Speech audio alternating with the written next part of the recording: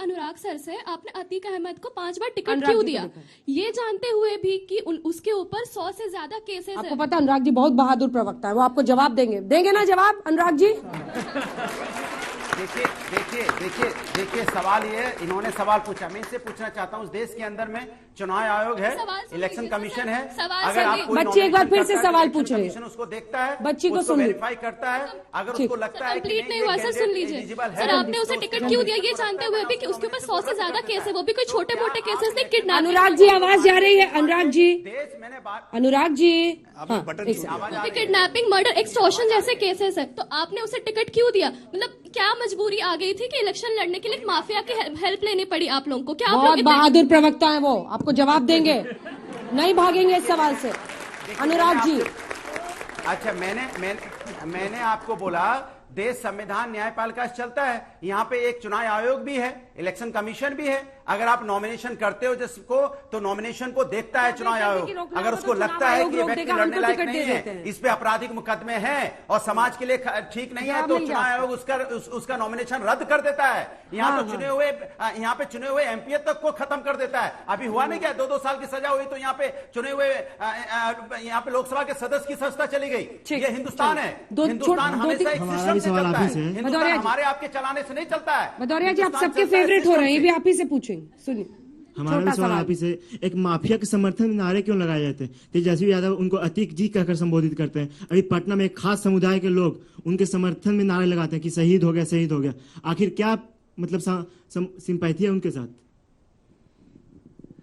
ये चीज भारतीय जनता पार्टी से ज्यादा पूछना चाहिए कि भारतीय जनता पार्टी इस तरह की चीजों को बढ़ावा क्यों देती है? भाई कानून है, अगर कोई नारे लगा रहा है, गलत कर रहा है तो कानूनी कार्रवाई होगी, आपको इंतजार करना चाहिए। इनके पार्टी के आपके प्रवक्ता का ट्वीट पढ़ के सुनाना चाह रहे त्रिपाठी जी, एक बार सुन लीजिए, हो सकता है आपने मिस कर दिया हो, आप अक्सर कहते हैं ना मैंने तो सुना नहीं, मैंने तो देखा नहीं, तो एक बार सुन लीजिए, उसके बाद से फिर जवाब दीजिएगा।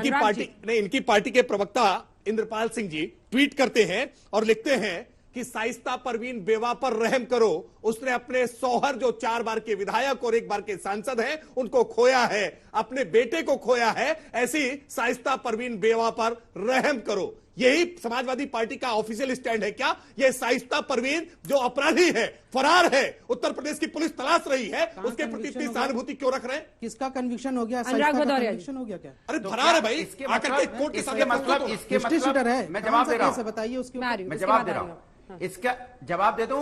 बोलिए। देखिए क्या इसके मतलब आपको अपने सिस्टम पे भरोसा नहीं है? इससे मतलब आपको अपने पुलिस सिस्टम पे भरोसा नहीं है? आपको किसी की लिखी बात पे भरोसा है, इसके मतलब आपको अपने ऊपर भरोसा नहीं है, मतलब आप ठीक से कार्रवाई नहीं कर पाते, इसलिए आप दूसरों पे उंगली उठाते हो। अरे आप कहिए ना कि हम जो यहाँ पे न्यायालय सम्मत कार्रवाई हो रही है, आप जवाब दीजिए, न्यायालय सम्मत कार्रवाई हो रही है, लिख दिया है इसलिए आपको शाइस्ता जी नहीं मिल रही है। मार्केटिंग करने आए हो क्या? प्रवक्ता जी ने ट्वीट कर दिया इसलिए आपकी सरकार, आपकी यूपी पुलिस नहीं पकड़ पा रही है। बिल्कुल पकड़ेंगे। कब? देखिए आप ओसामा बिन लादेन को पकड़ने में भी अमेरिका को थोड़ा समय लगा, जिम्मेदारी समाजवादी की हो गई। बड़े अपराधी है, कोई छोटे मोटे अपराधी नहीं है, हजारों करोड़ की प्रॉपर्टी है इन सबके पास, छुपने के लिए बहुत संसाधन है। आपके बड़े अपराधी नहीं पकड़े जाते जल्दी, यही कहना चाह रहे हैं? सुन लीजिए, बड़े अपराधी जल्दी नहीं पकड़े जाते। देखिए अगर अतीक अहमद अब उसका चैप्टर खत्म हो गया, दुनिया से चले गए, बाकी जो गुड्डू मुस्लिम ये सारे अपराधी हैं जो देखा गया, सारी प्रॉपर्टी भी पकड़ेंगे, अभी सब वसूल करना है। अभी आपका भी चैप्टर, अभी 24 के बाद जो है ना एक और चैप्टर खत्म होगा, उसके बाद आपसे हम बात करेंगे। कौन सा वाला? वो आपके सरकार का, उनका भी चैप्टर खत्म होगा, उसके बाद बताएंगे कैसे होता है बुलडोजर। ऐसा ही बता रहे थे अतीक अहमद भी, ये मोदी क्या है? सुन लीजिए। अच्छा आपको टिकट मिल पाया था कि नहीं पिछली बार?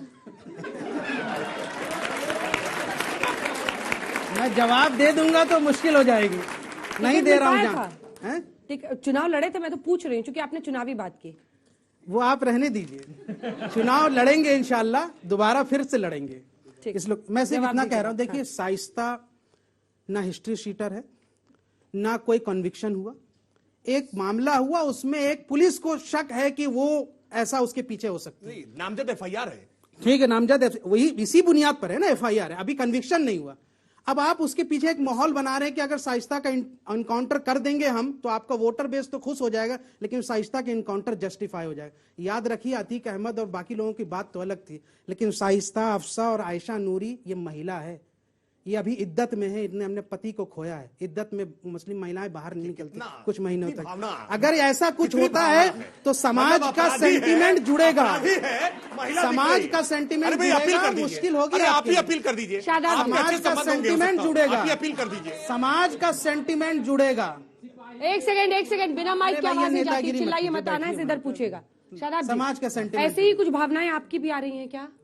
नहीं, भावनाएं तो सरेंडर करे ना, अगर नहीं है तो सरेंडर आए ना, क्यों ऐसी पुलिस स्थिति के पैदा करनी प्रोटेक्शन है? में जब हत्या हो जाती है तो कैसे भरोसा होगा? अंजना जी आप बताइए, स्टेट मशीनरी पे सुन लीजिए, कैसे भरोसा होगा? क्या पता यहाँ से शाइस्ता का भी यहाँ से ऐसी मर्डर कर दिया जाए। शादाब को भी मैं सिर्फ इतना कह रहा हूँ, शाइस्ता का भी क्या पता मर्डर की ऐसी साजिश चल रही हो। स्टेट मशीनरी कौन गारंटी देगा? सुन तो लीजिए शोभ भाई, स्टेट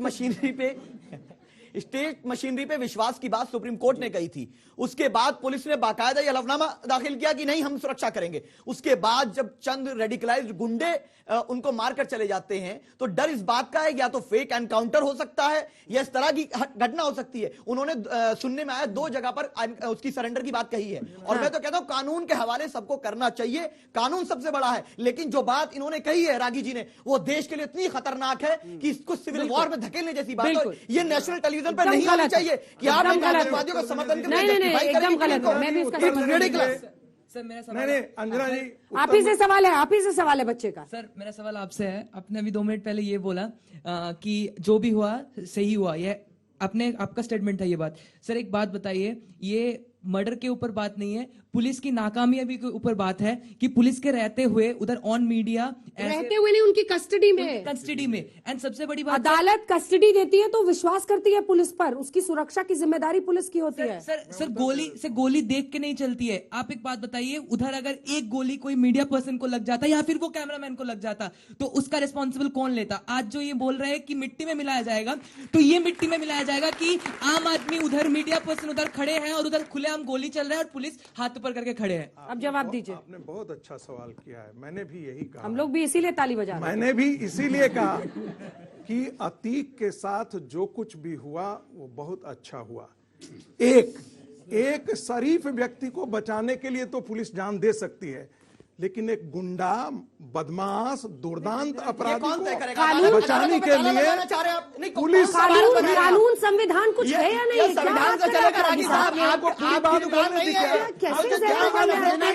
क्योंकि आप संविधान के खिलाफ बोल रहे हैं, कानून के खिलाफ बोल रहे हैं। नहीं, मुझे देश के गद्दार ऐसे ही लोग होते हैं। सर मेरा सवाल आप ही से है, अन्य लोगों से जल्दी पूछिए।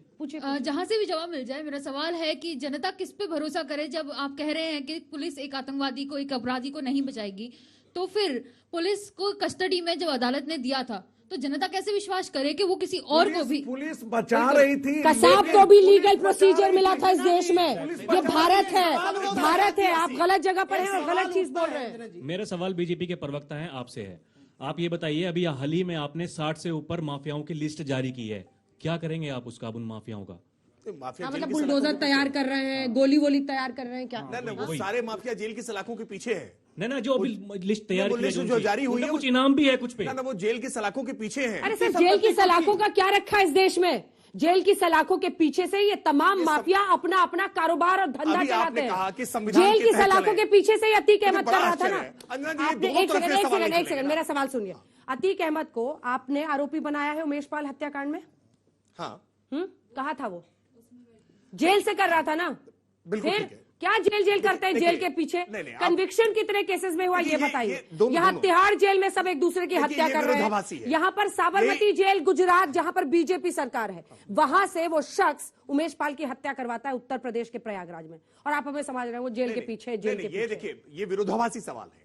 इसलिए विरोधाभासी है क्योंकि संविधान के तहत तो यही व्यवस्था है ना, गिरफ्तार करेंगे, कन्विक्शन जल्दी कराइए, बिल्कुल कोर्ट्स कराइए, कर रहे हैं ना। अदालतों से आप न्याय दिलाइए। हमारी सरकार में ही तो 44 साल में पहली बार कन्विक्शन हुआ, क्या किसी और सरकार में हुआ? क्या भारतीय जनता पार्टी की सरकार में हुआ? हम कन्विक्ट कराएंगे, हम कन्विक्ट कराने के पक्षधर हैं। हम चाहते हैं कि न्याय संगत तरीके से कोर्ट का ट्रायल पूरा करके अपराधी को उसकी सजा मिले। हम नहीं मानते हैं कि किसी अपराधी को गोली मारी जाए। राकेश भाई, सहमत नहीं है। राकेश भाई, संवैधानिक तरीके से, संवैधानिक हैं कि रागी जी की बात से सहमत हैं? सुने ना, बात सुनी नहीं रहे। मैं कहता रहा हूँ संवैधानिक तरीके से कानून की प्रक्रिया का पालन करते हुए हो, लेकिन ये बात सुनिए, अपराध और अपराधी की आयु लंबी नहीं होती है। जब भी कोई अपराधी गोली चलाता है, जब भी कोई अपराधी गोली, रुक जाइए, सुनिए जमीन साहब, अरे सुन लीजिए, अरे मैं सुना रहा हूँ, सुनिए ना। कोई अपराधी जब गोली चलाता है, गलत कह रहे हैं। कोई जय अपराधी, श्री राम का नारा लगा दिया तो हीरो बन जाएगा। आप अपने धर्म को बदनाम कर रहे हैं भाई साहब। यहाँ कितने हिंदू मजहब के लोग बैठे हैं, क्या आपके धर्म का नारा लगा कि कोई किसी की हत्या कर देगा आप जस्टिफाई करेंगे? अरे सुन लीजिए, आपको नहीं लगता कि वो आपके मजहब को कोई बदनाम जस्टिफाई नहीं कर रहा है? ऐसे कोई प्रोफेसर भी जस्टिफाई नहीं बदनाम कर रहा है, कोई जस्टिफाई नहीं कर रहा है, कोई जस्टिफाई नहीं कर रहा है। इनके खिलाफ ऐसे बोलिए। आतंकवादी बहुत हुए हैं। रुकिए, इनको जरा सोच जाए कुछ रुकिए, जानबूझ के उत्तर जितने लोग शेख जमाई प्लीज, अपराध करेंगे, अब हर अपराधी और अपराध की आयु कम होती है, इसमें किसी प्रकार का कोई संदेह नहीं है। जब भी गोली चलाएंगे तो पलट कर गोली वापस आ सकती है, ये संभावना हमेशा बनी रहती है। अनुराग भदौरिया जी। अंजना जी मैं पूछना चाहता हूँ, बीजेपी के प्रवक्ता कह रहे थे कि 60 जो लिस्ट जारी हुई है वो सब जेल के अंदर है। अरे भैया कई माननीय हैं, उन माननीय का नाम पढ़ूं क्या? वो माननीय तो बाहर हैं, जिनको माननीय बने हुए हैं, बनारस से लेकर गाजियाबाद तक कितने माननीय हैं उसमें बताइए ना आप। जिसमें बताइए ना कितने विधायक सर अपनी माननीय वाली फैक्ट्री का भी तो नाम बताइए। नहीं सोचा ना कुछ?